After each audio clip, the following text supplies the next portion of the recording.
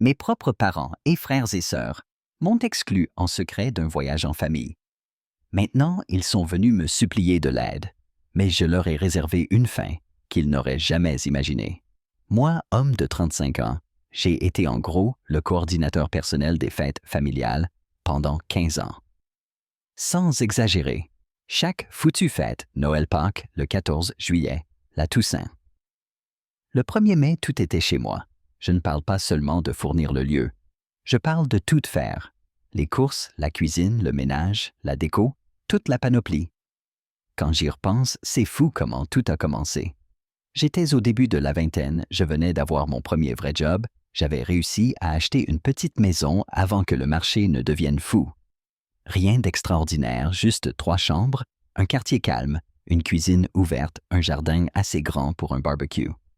Mais comparé aux apparts pourris de mes frères et sœurs, c'était un palais. Mes parents vivaient hors de la région. Ils avaient déménagé à Nantes pour le boulot de mon père, et mes frères et sœurs étaient disséminés un peu partout après la fac. Mon frère Pierre vivait dans une boîte à chaussures au centre-ville, où son setup gaming prenait toute la place. Ma sœur Sophie, elle déménageait sans cesse d'une colocation à une autre, qui finissait toujours mal parce que bon, c'est Sophie. À l'époque, j'aimais bien recevoir. Ça me donnait l'impression d'être adulte, tu vois. Je m'enthousiasmais à l'idée de faire la dinde parfaite, de décorer le sapin de Noël, de passer des heures sur YouTube à apprendre à faire une vraie sauce et pas un truc en sachet. J'ai même acheté une friteuse à dinde, tu sais le genre d'engin qui provoque des incendies partout. Mes voisins devaient me prendre pour un fou debout dehors dans le froid à surveiller la machine comme si elle allait exploser. Avec le recul, j'étais vraiment naïf. Les premières années, ce n'était pas trop mal. Ma famille amenait quelque chose, ce qui voulait dire une boîte de chocolat à moitié fondu, un dessert acheté à la va-vite ou une plante prise en courant au supermarché. Pierre amenait de la bière bon marché et la buvait quasiment tout seul. Sophie débarquait avec un apéro Pinterest raté qui ressemblait à un bricolage de maternelle. Mes parents amenaient au moins du bon vin, mais râlaient toujours sur la façon dont je le servais. Pour le ménage, ils étaient aussi utiles qu'une licorne qui ferait caca dans ton jardin. Je me souviens d'un Thanksgiving où Pierre a proposé d'aider pour la vaisselle. Ça voulait dire rincer 2 assiettes, les mettre à l'envers dans le lave-vaisselle et annoncer que c'était réglé, puis retourner devant le foot. Ou la fois où Sophie a organisé ma cuisine, c'est-à-dire déplacé tout n'importe où, et j'ai mis des semaines à retrouver mes affaires. Mais bon, j'étais jeune, plein d'énergie. Et puis, ça me faisait plaisir d'être le bon fils qui garde la famille soudée. Ma mère vantait mes talents de cuisinier à ses copines. Mon père me faisait un signe approbateur quand il voyait tout le monde de bonne humeur. Même mes frères et sœurs semblaient reconnaissants à leur manière. Je ne savais pas que j'étais en train de créer un monstre qui allait dévorer la décennie et demie suivante de mes fêtes. Si je pouvais parler à mon moi de 22 ans, je lui dirais « Mec, arrête tout de suite, c'est un piège. » Mais non, j'ai continué année après année. Je prenais des photos Instagram de tout le monde à ma table, profitant de ma bouffe, de mon hospitalité. Je postais tout ça, récoltait les likes, les commentaires. Ta famille a de la chance de t'avoir. Pendant ce temps, je tournais avec 3 heures de sommeil, après être resté debout jusqu'à 2 heures du matin à tout préparer. Chaque année, les attentes grandissaient. Faire une dinde ne suffisait plus. Non, il fallait une dinde et farcie dorée à souhait qui ferait pleurer Gordon Ramsay de joie. Les accompagnements aussi se multipliaient.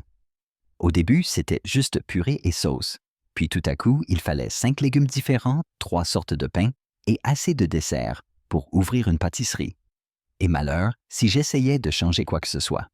L'année où j'ai proposé de commander au resto ou de faire un repas où chacun amène un vrai plat, on aurait dit que je proposais de sacrifier le chien de la famille.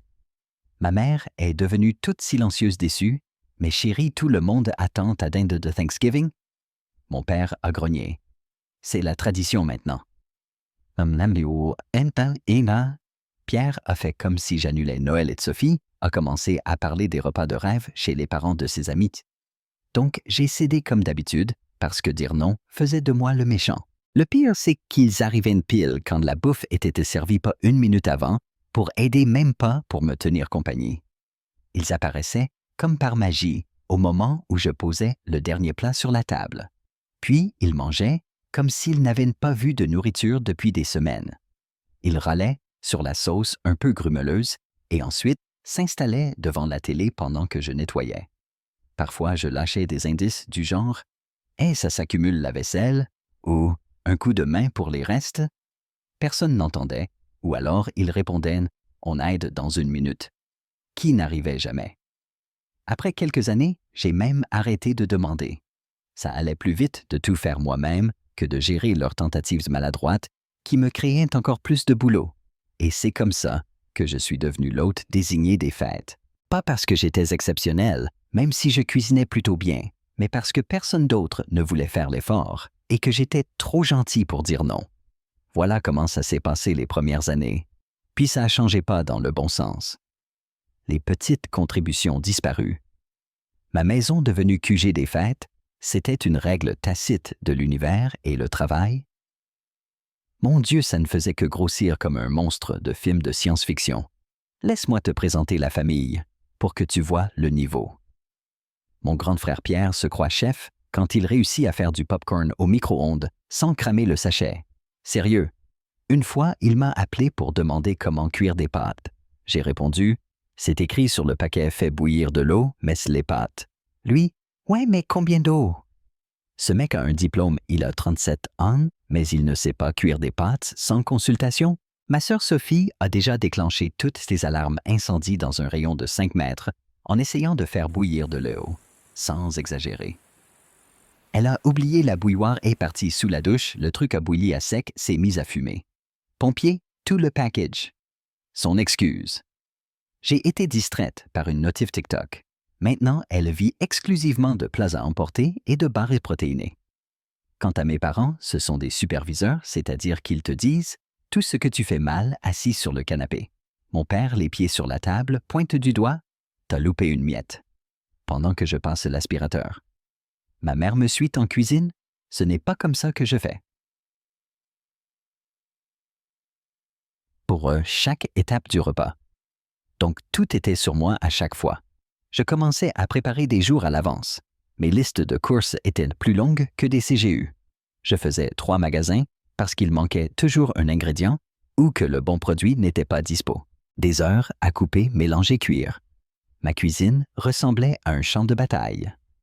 Une fois, j'ai fait tomber 1 litre de lait. J'ai mis 45 minutes à nettoyer pendant que la minuterie de la tarte sonnait. Et mon téléphone explosait de messages. À quelle heure on mange? Où était-il pendant ce bazar? En train de discuter et regarder le sport peinard. Parfois, quelqu'un passait, piquait une bouchée et lançait « besoin d'aide ». Mais c'était jamais sincère. Si je répondais « oui, tu peux couper ces oignons », il disparaissait plus vite que ma motivation. Pierre inventait soudain un email urgent. Sophie recevait un appel hyper important. Maman se bloquait le dos pile à ce moment. Papa grognait « c'est pas mon domaine ». Les excuses devenaient plus créatives chaque année. Une fois, Pierre a dit qu'il était allergique aux oignons à Thanksgiving, alors que je l'avais vu manger des onion rings 3 jours avant. Sophie m'a déjà sorti qu'elle ne pouvait pas faire la vaisselle parce qu'elle venait de se faire les ongles comme si ça allait fondre au contact de l'eau. Maman a déjà refusé de mettre la table car elle gardait son énergie pour socialiser. Ça veut dire quoi, sérieux? Le pire, c'était l'année où j'ai eu la grippe à Thanksgiving fièvre à 38,5 degrés. Ils ont proposé d'accueillir chez eux jamais. Maman m'a juste dit de faire simple cette année, ce qui voulait dire dinde purée sauce farce gratin de haricots sauce au canneberge tarte à la citrouille. Comme c'est gentil. Je me suis levé à 6 heures malade pour mettre la dinde au four. J'ai cuisiné sous Doliprane et Gatorade. J'ai dû sortir plusieurs fois tellement les odeurs me donnaient la nausée. Et tu sais ce que ma famille a fait en arrivant? Ils ont râlé parce que je n'avais pas fait le gratin de patates douces au marshmallow que Sophie adore. J'ai failli retourner la table. Avec le temps, la rancœur a grossi comme une boule de neige. Chaque fête, je me promettais « c'est la dernière fois ». Mais maman rappelait quelques mois après « on compte tous sur toi pour Thanksgiving cette année ». Et je m'effondrais comme un château de cartes. Le pire, c'était voir les autres familles sur les réseaux. Des photos de fêtes où chacun amène un plat où tout le monde aide à ranger. des collègues qui alternent l'accueil chaque année, des familles qui ont compris que les fêtes, c'est fait pour que tout le monde profite, pas seulement les invités. J'ai essayé de faire passer des messages. J'ai été direct. Rien n'a marché. Une année, j'ai fait un tableau précis avec les tâches attribuées à chacun pour Thanksgiving, envoyé 2 semaines avant. Je croyais être malin. Le jour J, aucune tâche n'a été faite. Pierre a prétendu ne pas avoir vu le mail alors qu'il y avait répondu. Sophie pensait que quelqu'un d'autre allait s'en occuper, et mes parents ont fait comme si c'était une blague. Une autre fois, j'ai été ultra clair. J'ai appelé maman. J'ai besoin que tout le monde aide cette année. Je ne peux plus tout faire. Elle, mais bien sûr, chérie. Puis elle est arrivée avec papa 1 heure en retard, soi-disant à cause d'un film à la télé. Le maximum d'aide que j'ai eu, c'était Pierre qui a porté la dinde de la cuisine à la table comme s'il avait mérité une médaille. Au bout de 10 ans, j'ai remarqué un nouveau schéma. Les critiques devenaient pires. Ce n'était plus juste « la sauce est un peu grumeleuse ». Maintenant, c'était « tu te souviens du Thanksgiving chez Tante Carole, sa salade de cranberries était incroyable. Celle-ci est pas mal aussi. » Ou bien « la femme de mon collègue fait une farce au marron, tu devrais tester. » Mais ce qui m'a le plus énervé, c'est quand ils ont commencé à inviter d'autres gens sans prévenir. À Noël, mon frère a ramené sa nouvelle copine et ses parents. Aucun avertissement. J'ai couru après des chaises, des assiettes. J'ai manqué de jambon. J'ai mangé une part de pizza froide pendant que tout le monde profitait du repas que j'avais mis 2 jours à préparer. Sophie a déjà invité tout son club de lecture pour le brunch de Pâques. 6 personnes en plus. Elle m'a prévenu la veille. Quand je l'ai appelée paniquée, elle a répondu « T'inquiète, ils prendront ce qu'il y a. » Comme si je pouvais doubler la bouffe d'un coup de baguette magique. À la 15e année, j'étais fini, complètement rincé. Je dépensais des milliers d'euros par an pour ces repas. Je sacrifiais tous mes congés pour préparer et récupérer. Je me rendais malade de stress. Pourquoi? Pour qu'on me prenne pour acquis, pour être critiqué, voir la famille se gaver et me laisser tout ranger. Mais c'était devenu une habitude. Pour eux, c'était normal, c'était chez moi. C'est devenu une tradition. Et changer ça, c'était le chaos. Voilà comment, en octobre dernier, je me retrouvais à préparer ma liste de courses pour Thanksgiving, comme le paillasson que j'étais devenu. J'étais chez Auchan. Je remplissais mon caddie de trucs qui ne périment pas du sopalin des barquettes en alu jetable, un bon whisky pour survivre à la future invasion familiale. J'étais au rayon pâtisserie à me demander si j'avais assez d'extrait de vanille à la maison quand j'ai croisé le chariot de ma cousine Manon. On ne se parle pas beaucoup, mais elle est cool. C'est la fille de ma tante, elle vit de l'autre côté de la ville, a un boulot normal dans une boîte de marketing. On est amis, Facebook, c'est tout. On fait les banalités, puis elle me sort. Donc j'ai entendu dire que tout le monde partait à Biarritz pour l'anniversaire d'Oncle Henri le week-end avant Thanksgiving. Ça doit être chaud pour toi, avec toute la préparation à gérer au retour, non. Tu vas avoir assez de temps. Je suis resté planté là comme un idiot figé au milieu d'Auchan avec ma grosse bouteille de vanille dans la main. Quel voyage à Biarritz? J'ai demandé, essayant de cacher ma surprise. Manon a eu ce regard genre « Oups, j'ai marché dans une crotte ». Les yeux grands, petit rire nerveux. « Oh, tu n'étais pas au courant. Tout le monde part à Biarritz pour les 65 ans d'Henri. Un week-end entier dans un complexe avec golf.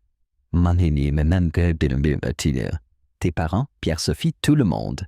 Je croyais qu'ils t'avaient dit. » Oncle Henri, c'est le frère de mon père. Il est cool ancien militaire, il raconte de super histoires, me file toujours 50 € à Noël. Mais je n'avais jamais entendu parler d'un voyage à Biarritz. Non, première nouvelle, c'est quand? Le week-end avant Thanksgiving, a répondu Manon de plus en plus gênée. Ils partent vendredi matin et reviennent lundi soir. Henri a loué une grande maison près du golfe. Je crois que Sophie en a parlé dans le groupe familial. Ah oui. Le groupe familial dont j'ai été mystérieusement viré il y a 6 mois après avoir réclamé à Pierre de me rembourser le cadeau de Noël pour nos parents, qu'on était censé payer à 2. On a dit que c'était un bug, mais on ne m'a jamais remis dedans. Mon cerveau ramait. Toute la famille préparait un week-end à Biarritz juste avant Thanksgiving, et personne ne m'avait rien dit. Pas un mot. Mais le pire d'après Manon, c'est qu'ils comptaient sur moi pour accueillir Thanksgiving à leur retour. Ils trouvaient que ce n'était même pas utile de m'en parler. J'ai remercié Manon pour l'info plaisantée sur la communication familiale, puis j'ai fini mes courses en automate. Ma tête tournait à 1000 à l'heure. Plus j'y pensais, plus j'étais furieux. Ils partaient sans moi, puis attendaient de moi que je me saigne pour eux comme si de rien n'était, et le tout dans le secret. Ce n'est même pas qu'on m'a invité et que j'ai refusé. On m'a purement et simplement exclu. Je suis rentré en voiture, la radio éteinte, en repensant à toutes les autres fois où ils m'avaient fait le coup. Le match de baseball, où je n'avais pas été invité parce que tu n'aimes pas le sport, alors que j'ai joué 4 ans au lycée, ou le dîner spontané au resto préféré de mes parents, où on m'a appelé une fois arrivé au dessert. On a essayé de t'appeler, mais tu n'as pas répondu, soi-disant, alors que je n'avais pas d'appel manqué. En rentrant, en rangeant mes courses, j'étais bouillant. J'ai eu envie de leur balancer direct, alors Biarritz sympa de m'avoir inclus.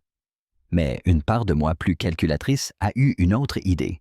J'ai décidé de tester. J'ai sorti mon téléphone et appelé oncle Henri. « Salut gamin, quoi de neuf? » Il était content d'entendre ma voix. « Salut tonton, je voulais te souhaiter un bon anniversaire en avance. J'ai entendu parler du voyage à Biarritz. Ça a l'air génial. J'aurais adoré venir, mais tu sais comment c'est le boulot. » Silence. « Tu étais invité. » J'ai gardé mon ton léger. « Ouais, mais ça s'est compliqué, j'ai dû annuler. Dommage, j'aurais aimé fêter ça avec toi. » Henri a soupiré. « J'aurais aimé que tu me le dises avant. Je ne savais même pas que tu ne venais pas. Ton père a dit que tout le monde était OK, donc j'ai cru que tu étais juste occupé comme d'habitude. » J'ai serré la mâchoire, mais j'ai ri. « Oui, tu sais comment c'est. » Non. Il a hésité. « T'es sûr que tu étais invité? J'ai pourtant dit à ton père de rassembler toute la famille. Ce n'est pas pareil sans toi. » Et voilà. Non seulement ils m'ont exclu, mais ils n'ont même pas parlé de moi à Henri. « L'essentiel, c'est que tu passes un bon moment, » ai-je répondu. « Tu le mérites? Je te souhaite un super séjour. » « Merci gamin, mais franchement, tu aurais dû être là. » On a raccroché. Je suis resté un moment sans bouger le téléphone à la main. Même mon oncle pensait que j'étais inclus comme ça se fait dans une famille. Normal, mais pas la mienne. J'ai été coupé volontairement, alors qu'on attendait quand même de moi d'accueillir tout le monde à Thanksgiving. À ce moment, j'ai pensé, et si je faisais semblant? Les laisser croire que tout était normal, les laisser profiter de leurs secrets et leur rendre la monnaie de leurs pièces. Le soir même, mon père m'a envoyé un texto. « Thanksgiving chez toi, comme d'habitude, on a un homme aide. » J'ai fixé ce message longtemps. C'était la goutte d'eau, le clou du cercueil, le point de non-retour. J'ai regardé autour de moi ma cuisine pleine de trucs pour Thanksgiving accumulés en 15 ans de coordination familiale. Il était temps de changer. Mais je n'allais pas dévoiler mon jeu. Pas encore. S'ils peuvent garder un secret, moi aussi. Pour la première fois en 15 ans, je me sentais puissant. Ils croyaient savoir exactement ce que j'allais faire. Me tuer à la tâche pour leur festin post-vacances pendant qu'ils glandent après leur séjour à Biarritz, auquel je n'étais pas invité. Mais ils n'avaient aucune idée de ce qui allait arriver. J'ai souri en écrivant ma réponse. « Oui, Thanksgiving chez moi, j'ai hâte de vous voir tous. N'oubliez pas d'être en forme après Biarritz. » Réponse rapide. « Parfait. Et comment as-tu su pour Biarritz? » Pas d'excuses, pas d'explications sur mon absence d'invitation. Juste surpris que j'ai découvert leur petit secret. J'ai croisé Manon hier, elle m'en a parlé. Ça a l'air chouette, tu comptais me prévenir quand? 3 points apparaissent, disparaissent, reviennent. Je pouvais presque entendre les rouages tourner pour inventer une explication. Finalement, ça s'est décidé à la dernière minute. On pensait que tu ne serais pas intéressé, tu es toujours si occupé. Me raconter tout à Thanksgiving, ai-je répondu. J'ai prévu quelques surprises pour Thanksgiving cette année. Ça va être inoubliable. Et ça l'a été vraiment. Le lendemain, j'ai commencé à chercher pas des recettes, mais ce que je pouvais faire pour moi pendant les fêtes. Je n'avais jamais voyagé à Thanksgiving. Toujours enchaîné à ma cuisine comme un prisonnier. Et si pour une fois je partais, j'ai cherché plusieurs options. Les hôtels étaient chers. Les billets d'avion pires encore. Qui savait que voyager à cette période coûtait si cher? Ah oui, tout le monde, sauf moi. Mais j'ai trouvé un super chalet à louer à 3 heures dans les Pyrénées. 4 chambres jacuzzi, brasero totalement isolé. Parfait. J'ai texté quelques potes pour voir s'ils étaient partants pour une escapade Thanksgiving. Ce sont ceux qui m'ont toujours dit d'arrêter de me laisser faire. En 1h03 était chaud. J'ai réservé le chalet. Non remboursable. Plus de retours possibles. Les jours suivants, j'ai ressenti un calme étrange, comme quand tu donnes ta démission et que tu attends tranquillement la fin de ton préavis. Je savais qu'un truc énorme arrivait, mais j'étais enfin aux commandes. Pendant ce temps, ma famille continuait sa vie totalement inconsciente. Sophie m'a texté pour demander si elle pouvait ramener son nouveau copain Maxime à Thanksgiving. Il est vegan, mais il mange de la dinde pour les fêtes. Mais bien sûr, Sophie, tout ce que tu veux. Pierre a appelé pour savoir si je faisais la farce spéciale qu'il aime, qui est littéralement la farce normale avec plus de saucisses. Le flemmard pourrait la faire lui-même. Bien sûr, je n'oublierai pas ta préférée, lui ai-je dit. Maman a envoyé une liste de ses restrictions alimentaires qui changent à chaque fête. Cette année, pas de produits laitiers, pas de gluten, pas de solanacées, sauf le gratin de patates douces avec marshmallows, parce que c'est la tradition. Logique. Chaque message, chaque appel, je faisais semblant. Oui, je fais ça. Aucun souci. Hâte de tous vous voir. C'était presque drôle comme si j'étais complice d'une blague que personne ne connaissait. La semaine avant leur voyage à Biarritz, maman a appelé pour valider Thanksgiving. Alors chérie, on rentre tard lundi soir de Biarritz. Henri a vraiment hâte de voir tout le monde pour son anniversaire. Tout le monde sauf moi, ai-je dit calmement. Pause. Tu sais, c'était dur de caler les emplois du temps et tu devais préparer Thanksgiving comme chaque année. Fun fact, j'ai l'emploi du temps le plus flexible de la famille. Je bosse à la maison 3 jours par semaine. Bien sûr, je comprends. Ai-je menti? Vous êtes combien à y aller? Oh, juste la famille proche. Moi, ton père Pierre et sa copine Sophie. Donc toute la famille proche, sauf moi. Pause. Et puis les enfants d'Henri et leur famille. Bien sûr, rien de grand. Vraiment pas un gros truc. Juste un week-end à Biarritz, auquel je n'étais pas invité. Super, ça a l'air sympa, ai-je dit. Henri va adorer. Il va adorer. Et à propos de Thanksgiving, papa espère que tu refasses ta fameuse dinde frite comme il y a 2 ans. Tout le monde en parle encore. Je me souviens de cette dinde. J'ai failli me brûler au 3e degré. L'huile a failli prendre feu. Pierre regardait de la terrasse, la bière à la main, commentant « Fais gaffe, ça a l'air chaud. »« On verra, » ai-je répondu. « Je vais peut-être changer cette année. » Oh, elle a eu l'air déçue. « Je suis sûr que ce sera bien. Mais n'oublie pas la sauce au cranberry, hein, celle avec le zeste d'orange, pas celle en boîte. » Surtout pas de sauce en boîte, quelle horreur. Ne t'inquiète pas, maman. Ce Thanksgiving, on s'en souviendra. Au moins, je ne mentais pas sur ce point. Après avoir raccroché, je suis resté dans ma cuisine à regarder toute la déco Thanksgiving accumulée au fil des ans. Les salières en forme de dinde. Le chemin de table automnal, le grand plat réservé à la dinde. Tant de trucs utilisés une fois par an pour des gens qui n'ont même pas eu la décence de m'inviter en vacances.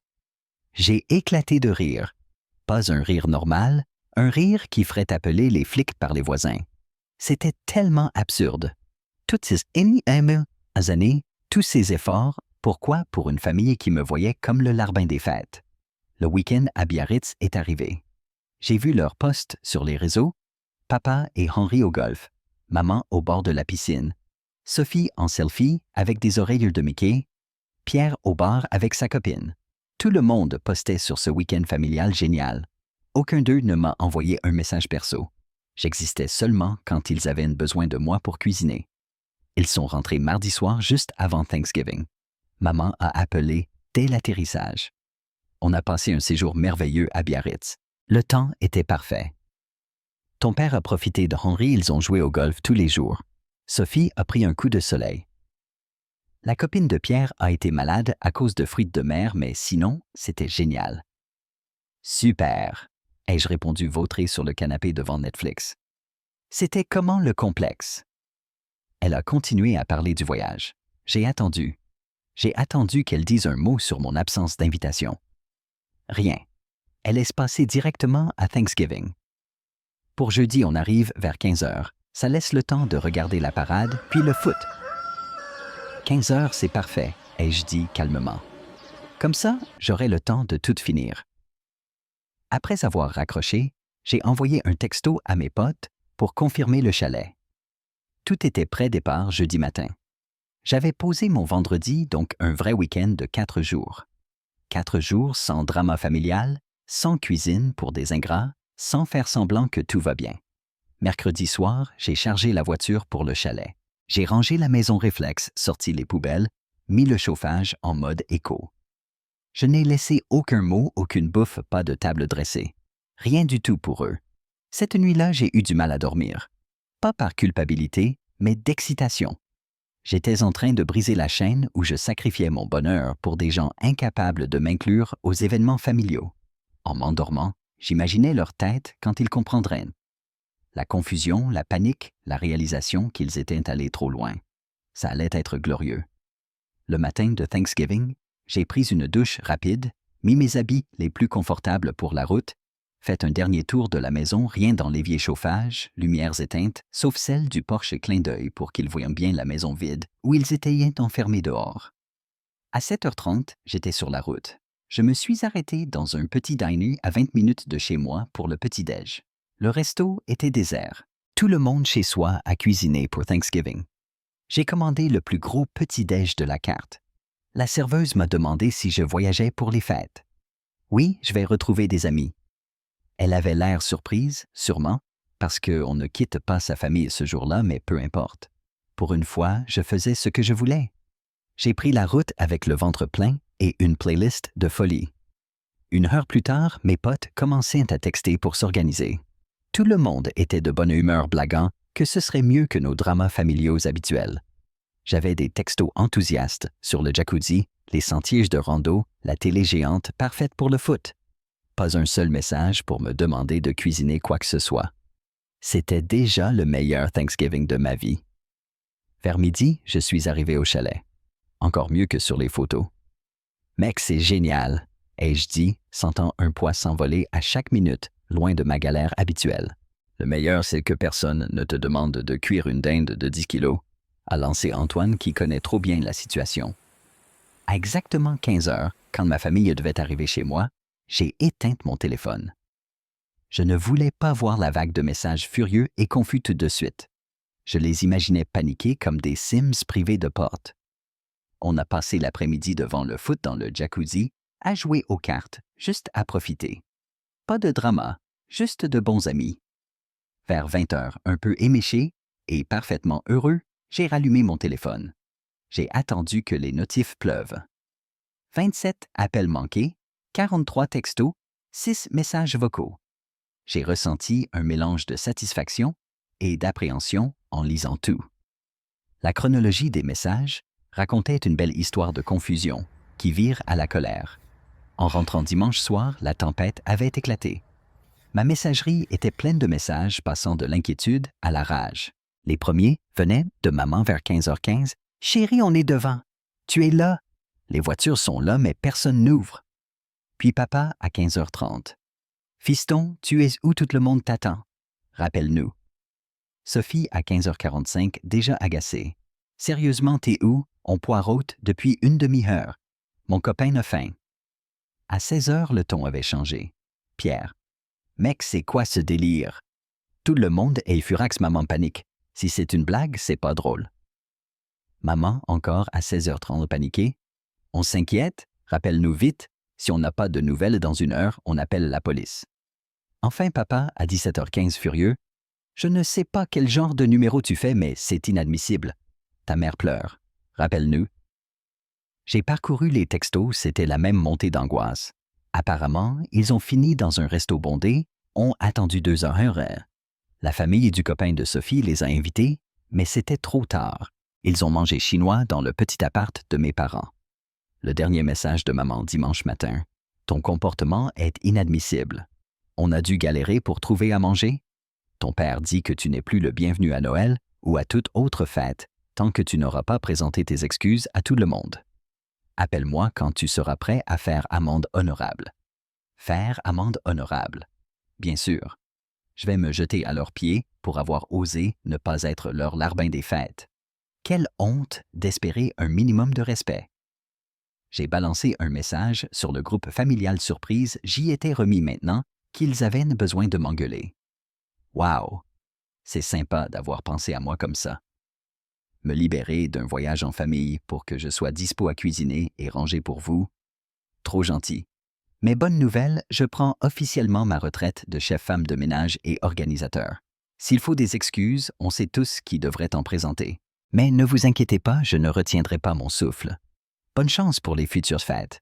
Je suis sûr que vous y arriverez. Les réponses ont fusé. Même pas le temps de souffler.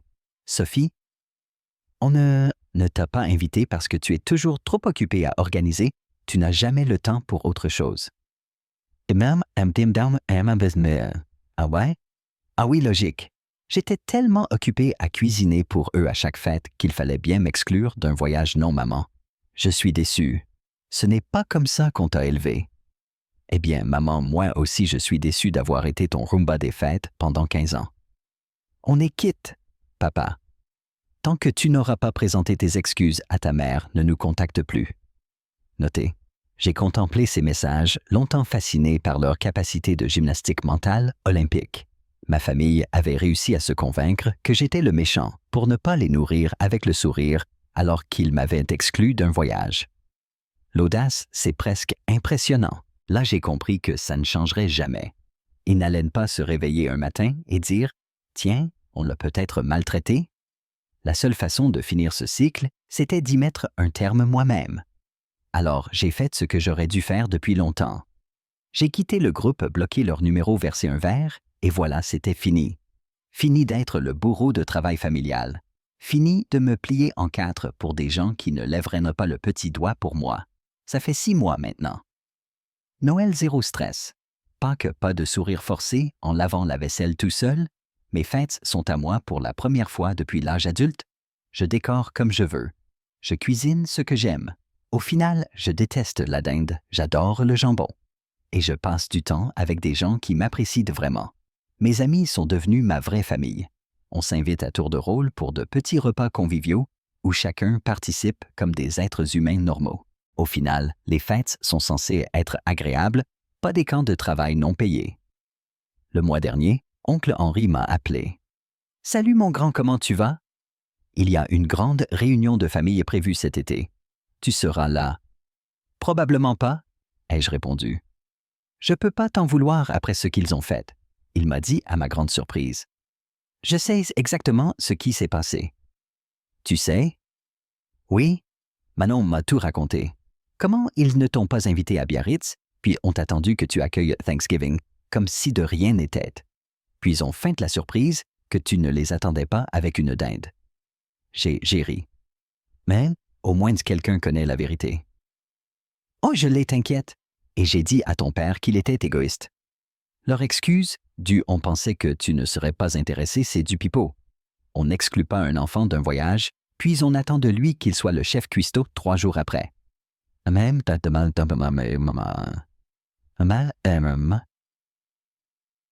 ça fait du bien d'entendre ça, ai-je dit, parce que eux, ils agissent comme si j'étais le fautif. Ton père a toujours été têtu. Ça vient de mon côté, malheureusement.